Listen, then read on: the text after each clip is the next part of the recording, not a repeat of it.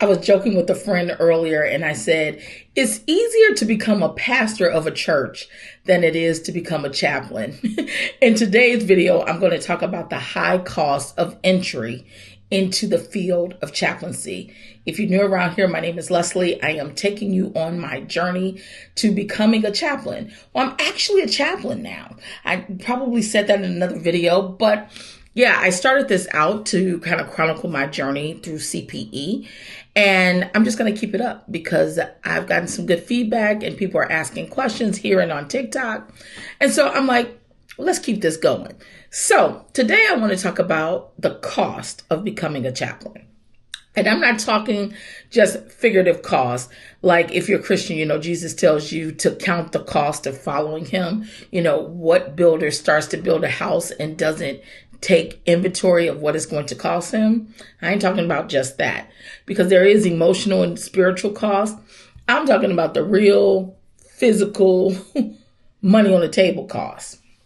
So the first thing is, still, if you want to be a professional chaplain and have the most employment opportunities, you are going to have to get board certified. Okay.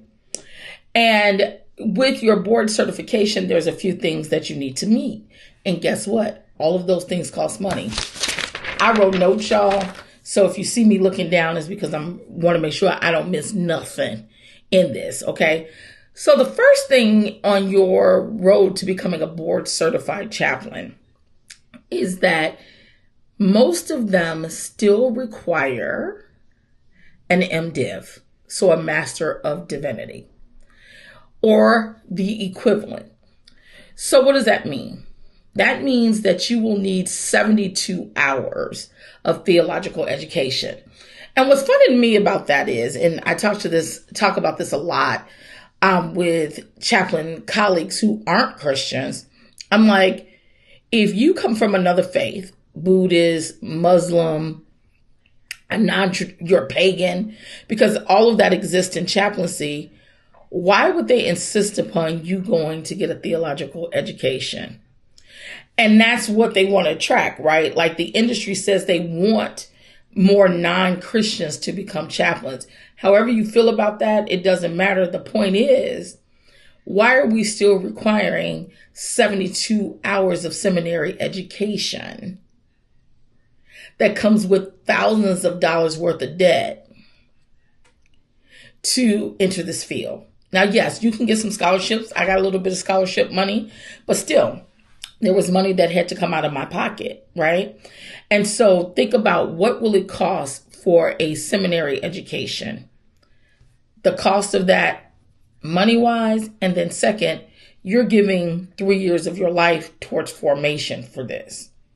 That's just part one. Then CPE, which is the reason I started this channel.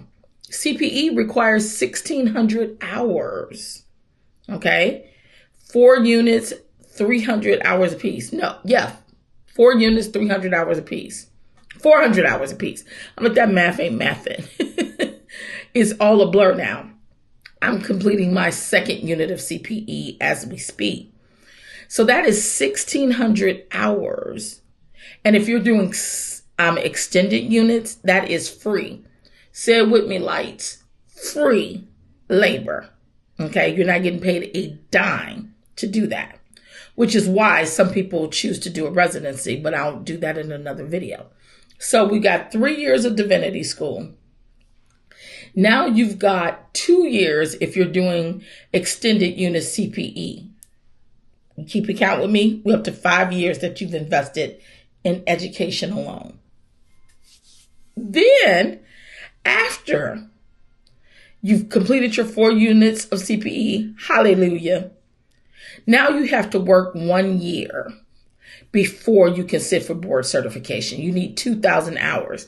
I used to be in HR, so I know a work year is 2,080 hours. So essentially they want you to work 1 year full time. That's full time to get those 2,000 hours before you can sit for board certification. So 3 years of divinity school, 2 years of CPE, 1 year of working, possibly 2 if you're working part-time. So you're looking at 6 to 7 years before you can get into this career.